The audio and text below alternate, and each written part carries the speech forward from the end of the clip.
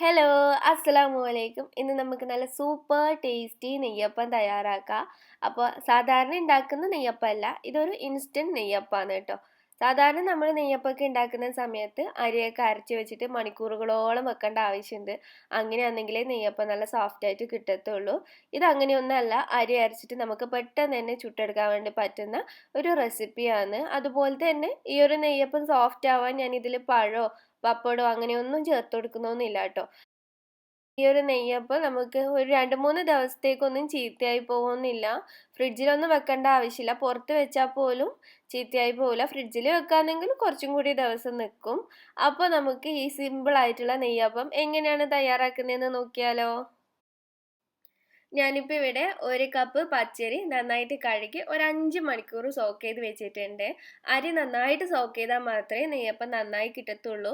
അപ്പോൾ നിങ്ങൾക്ക് സമയം ഉണ്ടെങ്കിൽ ഒരു 7-8 മണിക്കൂറൊക്കെ വെള്ളത്തിൽ കുതിർത്ത് വെക്കുക. അപ്പോൾ നന്നായിട്ട് കുതിർന്ന് കിട്ടിക്കോളും. 2-3 മണിക്കൂറൊന്നും വെച്ചിട്ട് ഒരിക്കലും ചെയ്യാൻ വേണ്ടി നിൽക്കരുത്.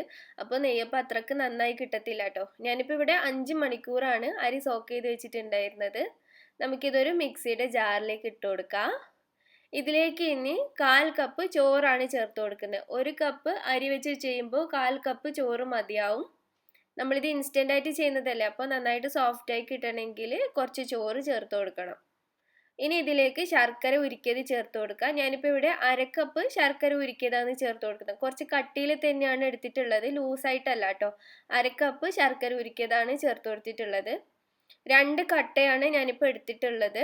അപ്പോൾ കപ്പളവിൽ പറഞ്ഞാലേ കറക്റ്റ് മനസ്സിലാവുള്ളൂ. അതുകൊണ്ടാണ് ഞാൻ പറഞ്ഞത് കറക്റ്റ് 1/2 കപ്പാണേ. പിന്നെ ഇതിലേക്ക് 2 ഏലക്കായ ചേർത്ത് കൊടുക്കുക. നല്ലൊരു ഫ്ലേവർ കിട്ടാനാണ്. അതുപോലെ തന്നെ ഒരു നുള്ള് ചെറിയ ജീരകം, കൂടുതലാവേണ്ട ആവശ്യമില്ല, ഒരു നുള്ള് മാത്രം മതി. ഇതെല്ലാതും കൂടി നന്നായിട്ട് അരച്ചെടുക്കുക.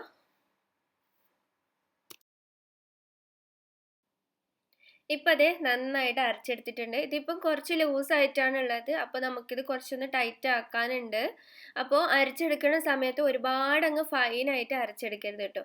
ഒരു ചെറിയ ഒരു തരിയായിട്ട് ഉണ്ടാവണം. ഒരുപാട് തരി ഉണ്ടാവരുത്. നമ്മളിത് തൊട്ട് നോക്കുന്ന സമയത്ത് കണ്ടില്ലേ, ചെറുതായിട്ട് ഒരു തരി നമുക്ക് ഫീൽ ചെയ്യണം കേട്ടോ. ആ ഒരു പരുവത്തിലാണ് അരച്ചെടുക്കേണ്ടത്. ഇനി ഇതിലേക്ക് കുറച്ചൊന്ന് ടൈറ്റ് ആക്കി എടുക്കണം. അതുപോലെ തന്നെ നമ്മുടെ നെയ്യപ്പം നല്ല സോഫ്റ്റ് ആയിട്ട് കിട്ടണമെങ്കിൽ മൈദ ചേർത്ത് കൊടുക്കണം. അപ്പോൾ ഞാനിവിടെ ആദ്യം ഒരു 2 ടേബിൾ സ്പൂൺ മൈദ ചേർത്ത് കൊടുക്കുന്നുണ്ട്. എന്നിട്ട് നമുക്ക് നോക്കിയിട്ട് വേണമെങ്കിൽ ചേർത്താൽ മതി. ആദ്യം തന്നെ കൂടുതൽ ചേർക്കരുത്. ഒരുപാട് ആയിക്കഴിഞ്ഞാൽ നന്നായിട്ട് കട്ടയായി പോവും. അത് പ്രത്യേകം ശ്രദ്ധിക്കുക കേട്ടോ. ഇനി ഇതിലേക്ക് 1/2 ടീസ്പൂൺ എള്ളാണ് ചേർത്ത് കൊടുക്കുന്നത്. കറുത്ത എള്ളാണ് എടുത്തിട്ടുള്ളത്. പിന്നെ 2 നുള്ള് ഉപ്പ് ചേർത്ത് കൊടുക്കുക. ആ ഒരു മധുരം ഒന്ന് ബാലൻസ് ചെയ്യാനാണ് ഉപ്പ് ചേർത്ത് കൊടുക്കുന്നത്. ഇതിനി നന്നായിട്ട് മിക്സ് ചെയ്തെടുക്കുക. മൈദ എവിടെയും കട്ട കെട്ടാത്ത രീതിയിൽ തന്നെ നന്നായിട്ട് മിക്സ് ചെയ്തെടുക്കുക. അപ്പോൾ അതേ മിക്സ് ചെയ്തെടുത്തപ്പോൾ കണ്ടില്ലേ, ഇത് കുറച്ചുകൂടി ലൂസാണ്, കണ്ടില്ലേ, ഈ ഒരു പരുവത്തിലാണ് കേട്ടോ ഉള്ളത്. അതുകൊണ്ട് തന്നെ കുറച്ചുകൂടി മൈദ ചേർക്കണം. ഞാനിപ്പോൾ ഇവിടെ 1 ടേബിൾ സ്പൂൺ കൂടി മൈദ എടുത്തിട്ടുണ്ട്. ഇതുകൂടി ചേർത്തിട്ട് ഒന്നുകൂടി നന്നായിട്ട് മിക്സ് ചെയ്യുക. അപ്പോൾ നിങ്ങൾ ആദ്യം തന്നെ 3 ടേബിൾ സ്പൂൺ മൈദ ഇടരുത്. ആദ്യം 2 ടേബിൾ സ്പൂൺ മൈദ ഇടുക. എന്നിട്ട് നന്നായിട്ട് മിക്സ് ചെയ്തിട്ട് പോരെങ്കിൽ മാത്രം വീണ്ടും 1 ടേബിൾ സ്പൂൺ ഇട്ടാൽ മതി കേട്ടോ. ചില മൈദ പെട്ടെന്ന് തന്നെ വെള്ളം കുടിച്ച് കഴിഞ്ഞാൽ നന്നായിട്ട് തിക്കായി മാറും. അതുകൊണ്ട് ആദ്യം 2 ടേബിൾ സ്പൂൺ ഇടാം. എന്നിട്ട് നന്നായിട്ട് മിക്സ് ചെയ്തിട്ടാകുമ്പോൾ പിന്നെയും ഇട്ടാൽ മതി കേട്ടോ. ഇതിപ്പോൾ കണ്ടില്ലേ, നല്ല കറക്റ്റ് പരുവത്തിൽ തന്നെ കിട്ടിയിട്ടുണ്ട്. അതായത് ഒരു ദോശമാവിനും ഇഡലി മാവിനും ഇടയിലുള്ള പരുവത്തിലായിരിക്കണം ഇതിൻ്റെ കൺസിസ്റ്റൻസി കേട്ടോ. ദോശമാവ് പോലെ ലൂസ് ആവാനും പാടില്ല, ഇഡലി മാവ് പോലെ ഒരുപാട് അങ്ങ് തിക്കാവാനും പാടില്ല. അത് പ്രത്യേകം ശ്രദ്ധിക്കാം. ഇനി നമുക്കിത് ഉടനെ തന്നെ ഫ്രൈ ചെയ്തെടുക്കാൻ വേണ്ടി പറ്റും. എന്നാൽ കുറച്ച് സമയം ഇത് അടച്ചു വെക്കുകയാണെങ്കിൽ കുറച്ചും കൂടി നന്നായിട്ട് സോഫ്റ്റ് ആയിട്ട് കിട്ടും കേട്ടോ. ഒരു 15 മിനിറ്റോ അരമണിക്കൂറോ മാറ്റി വെക്കാം. ഞാനിപ്പോൾ ഇവിടെ ഒരു 15 മിനിറ്റ് അടച്ചു വെച്ചതിന് ശേഷമാണ് ഫ്രൈ ചെയ്തെടുക്കുന്നത്. അപ്പോൾ ഫ്രൈ ചെയ്തെടുക്കാൻ ഞാനിവിടെ ഒരു ചീനച്ചട്ടിയിൽ ഓയിലൊക്കെ ഒഴിച്ചിട്ടുണ്ട്. എണ്ണ നന്നായിട്ട് ചൂടായതിന് ശേഷം ഞാനിപ്പോൾ ലോ ഫ്ലെയിമിൽ വെച്ചിട്ടാണ് മാവ് ഒഴിക്കുന്നത്. കാരണം എന്താണെന്ന് വെച്ച് കഴിഞ്ഞാൽ ഇത് നല്ല ചൂടായിട്ടായിരിക്കണം ഉണ്ടാവേണ്ടത്. അതിനുശേഷം ലോ ഫ്ലെയിം ആക്കുക. ഹൈ ഫ്ലെയിമിൽ ഇട്ടിട്ട് ഒഴിക്കുകയാണെങ്കിൽ അടിഭാഗം നന്നായിട്ട് കരിഞ്ഞു പോകും. അതുകൊണ്ട് തന്നെ ഞാനിപ്പോൾ ലോ ഫ്ലെയിമിലാണ് ഒഴിക്കുന്നത്. അപ്പോൾ മാവ് ഒഴിക്കുന്ന സമയത്ത് ഇതുപോലെ നടുഭാഗത്ത് തന്നെ മൊത്തത്തിൽ ഒഴിച്ചു കൊടുക്കുക. അപ്പോഴാണ് നല്ല കറക്റ്റ് ഷേപ്പ് കിട്ടുക കേട്ടോ. ഇതിന് നമ്മൾ ഇളക്കാനോ പിടിക്കുകയോ ഒന്നും വേണ്ട. ഇത് തനിയെ ഇതുപോലെ നന്നായിട്ട് പൊങ്ങി വന്നോളും. കണ്ടില്ലേ, ഇതുപോലെ പൊങ്ങി വന്നതിന് ശേഷം ഒരു 10-20 സെക്കൻഡ് കൂടി അങ്ങനെ തന്നെ വെക്കാം കേട്ടോ. അടിഭാഗം ഒന്ന് നന്നായിട്ട് കുക്കായി കിട്ടാനാണ് അങ്ങനെ ചെയ്യുന്നത്. അതിനുശേഷം നമുക്ക് മറിച്ചിട്ട് കൊടുക്കാം. എന്നിട്ട് ഇനി രണ്ട് ഭാഗവും നന്നായിട്ട് ഒന്ന് കുക്ക് ചെയ്തെടുക്കാണ് വേണ്ടത്. തിരിച്ചും മറിച്ചിട്ടിട്ട് നല്ലൊരു കളർ ആകുന്നത് വരെ ഫ്രൈ ചെയ്തെടുക്കുക. പിന്നെ ഫ്ലെയിമിൻ്റെ കാര്യം പ്രത്യേകം ശ്രദ്ധിക്കണം. ആദ്യം ഞാൻ ലോ ഫ്ലെയിമിലാണ് ഇട്ടിട്ടുള്ളത്. അതിനുശേഷം വേണമെങ്കിൽ ചെറുതായിട്ട് ഫ്ലെയിം കൂട്ടാം. ലോ ടു മീഡിയം ഫ്ലെയിമിൽ വെച്ചിട്ടായിരിക്കണം മൊത്തത്തിൽ ഫ്രൈ ചെയ്തെടുക്കേണ്ടത്. മീഡിയം ഫ്ലെയിമിൽ വെക്കേണ്ട ആവശ്യമില്ല, ലോ ടു മീഡിയം ഫ്ലെയിമിൽ വെച്ചാൽ മതിയാവും. അങ്ങനെയാണെങ്കിൽ ഇതിൻ്റെ ഉൾഭാഗം നന്നായിട്ട് കുക്കായി കിട്ടത്തുള്ളൂ. അപ്പോൾ നമ്മുടെ ഫസ്റ്റ് നെയ്യപ്പം ഇവിടെ റെഡി ആയിട്ടുണ്ട്. രണ്ട് ഭാഗവും നല്ല അടിപൊളി കളറിൽ കിട്ടിയിട്ടുണ്ട്. ഈ ഒരു കളർ ആകുന്നത് വരെ ഫ്രൈ ചെയ്തെടുക്കണം കേട്ടോ. പിന്നെ നമ്മൾ രണ്ടാമത്തെ ഇടുന്ന സമയത്ത് വീണ്ടും ഫ്ലെയിം കുറച്ച് വെച്ചിട്ട് വേണം മാവ് ഒഴിച്ചു കൊടുക്കാൻ. അതുപോലെ തന്നെ വേറൊരു കാര്യം എനിക്ക് പറയാനുള്ളത്, മാവ് ഒഴിച്ചിട്ട് ഇതുപോലെ തനിയെ പൊങ്ങി വരുന്നില്ലെങ്കിൽ നിങ്ങളുടെ മാവ് കുറച്ച് കട്ടിയാണ് കേട്ടോ. അതുകൊണ്ടാണ് അത് തനിയെ പൊങ്ങി വരാത്തത്. ആ സമയത്ത് നിങ്ങൾ ശർക്കര ഉരുക്കിയത് ബാക്കിയുണ്ടെങ്കിൽ 1 ടേബിൾ സ്പൂൺ ശർക്കര ഉരുക്കിയത് ചേർത്ത് കൊടുക്കുക.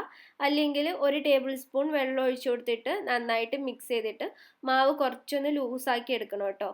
അഥവാ ഇതുപോലെ തനിയെ പൊങ്ങി വരുന്നില്ലെങ്കിൽ മാവ് കുറച്ച് കട്ടി ആയതുകൊണ്ടാണ്. അപ്പോൾ നെയ്യപ്പത്തിൻ്റെ ഉൾഭാഗം അത്രക്ക് നന്നായിട്ട് സോഫ്റ്റ് ആയിട്ട് കിട്ടത്തില്ല. അതുകൊണ്ട് തന്നെ ആ ഒരു ബാറ്ററിൻ്റെ കൺസിസ്റ്റൻസി നിങ്ങൾ പ്രത്യേകം ശ്രദ്ധിക്കണം കേട്ടോ.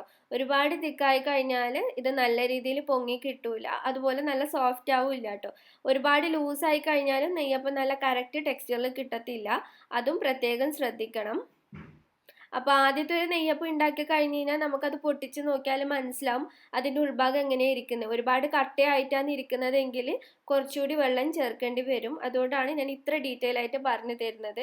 അതുപോലെ തന്നെ ഫ്ലെയിമിൻ്റെ കാര്യവും പ്രത്യേകം ശ്രദ്ധിക്കണേ. അപ്പോൾ ഞാനിവിടെ മൊത്തത്തിൽ ചുട്ടെടുത്തിട്ടുണ്ട്. ഈ ഒരു അരി വെച്ചിട്ട് മൊത്തത്തിൽ 7 നെയ്യപ്പമാണ് കേട്ടോ കിട്ടിയിട്ടുള്ളത്. ഒരെണ്ണം ഞാൻ ആദ്യം തന്നെ ടേസ്റ്റ് നോക്കിയിട്ട് തീർത്തു. അപ്പോൾ നമ്മുടെ നെയ്യപ്പം കണ്ടില്ലേ, നല്ല സോഫ്റ്റ് ആയിട്ടാണുള്ളത്.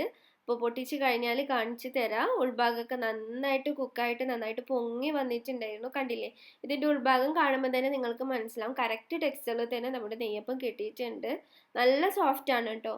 ശരിക്കും ഈ ഒരു നെയ്യപ്പം ഇന്ന് കഴിക്കുന്നതിനെക്കാട്ടി നമുക്ക് നാളെ കഴിക്കുന്ന സമയത്ത് കുറച്ചും കൂടി സോഫ്റ്റ് ആയിട്ടാണ് കേട്ടോ ഉണ്ടാവുക. ശരിക്കും ഈ ഒരു നെയ്യപ്പം പിറ്റേന്ന് കഴിക്കാൻ തന്നെയാണ് കേട്ടോ കുറച്ചും കൂടി നല്ല ടേസ്റ്റ്. ഇപ്പം കഴിക്കാനും നല്ല ടേസ്റ്റ് ഉള്ളത് തന്നെയാണ്, നല്ല സോഫ്റ്റ് ആയിട്ട് തന്നെയാണ് ഉണ്ടാവുക. കുറച്ചും കൂടി സോഫ്റ്റ് ആയിട്ട് ഉണ്ടാവുക പിറ്റേത്തെ ദിവസം കഴിക്കുമ്പോഴാണ്. പിന്നെ അതുപോലെ തന്നെ 2-3 ദിവസത്തേക്കൊന്നും ഈ ഒരു നെയ്യപ്പം ചീത്തയായി പോകത്തൊന്നുമില്ല കേട്ടോ. പിന്നെ ഈ ഒരു നെയ്യപ്പത്തിലാണെങ്കിൽ നല്ല മധുരമുണ്ട്. നമ്മളിത് വെള്ളമൊന്നും ചേർത്തിട്ടില്ല, ശർക്കര ഉരുക്കിയത് മാത്രം ചേർത്തിട്ടാണ് ഈ ഒരു നെയ്യപ്പം ഉണ്ടാക്കിയിട്ടുള്ളത്. അതുകൊണ്ട് തന്നെ നല്ല മധുരത്തിലുള്ള കറക്റ്റ് ടെക്സ്ചറിൽ കിട്ടിയിട്ടുള്ള ഒരു നെയ്യപ്പമാണ് കേട്ടോ. അപ്പോൾ നിങ്ങൾ ഇതുവരെ ഇങ്ങനെ ട്രൈ ചെയ്ത് നോക്കിയിട്ടില്ലെങ്കിൽ ട്രൈ ചെയ്ത് നോക്കുക, നിങ്ങൾക്ക് തീർച്ചയായിട്ടും ഇഷ്ടപ്പെടും കേട്ടോ. അപ്പോൾ നിങ്ങൾ ട്രൈ ചെയ്ത് നോക്കിയിട്ടുണ്ടെങ്കിൽ എനിക്കതിൻ്റെ ഫീഡ്ബാക്കൊക്കെ തരാൻ മറക്കരുത്. പിന്നെ ഈ ഒരു വീഡിയോ നിങ്ങൾക്ക് എല്ലാവർക്കും ഇഷ്ടപ്പെട്ടിട്ടുണ്ടെങ്കിൽ ലൈക്ക് ചെയ്യുക. അതുപോലെ തന്നെ ഇത് മറ്റുള്ളവരും കാണാൻ ആഗ്രഹിക്കുന്നുണ്ടെങ്കിൽ ഒന്ന് ഷെയർ ചെയ്ത് കൊടുക്കണേ. ഈ ഒരു ചാനൽ നിങ്ങൾ ഇതുവരെ സബ്സ്ക്രൈബ് ചെയ്തിട്ടില്ലെങ്കിൽ പ്ലീസ് ഒന്ന് സബ്സ്ക്രൈബ് ചെയ്ത് എന്നെ സപ്പോർട്ട് ചെയ്യുക. വീണ്ടും നല്ലൊരു വീഡിയോ ആയിട്ട് വരാം. അതുവരേക്കും എല്ലാവരും ഹാപ്പി ആയിട്ടിരിക്കുക, സേഫ് ആയിട്ട് വീട്ടിൽ തന്നെ ഇരിക്കുക. താങ്ക്